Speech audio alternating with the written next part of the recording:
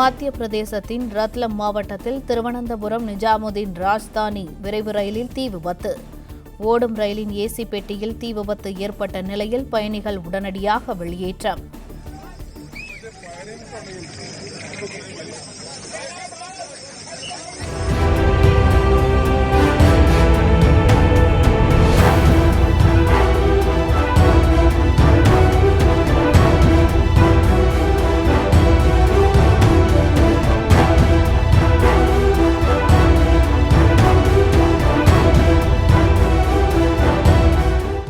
Play store மற்றும் app ஸ்டோரில் இருந்து பாலிமர் செயலியை QR கோடு மூலம் பதிவிறக்கம் செய்யுங்கள். செய்திகளை உடனுக்குடன் பெறுங்கள்.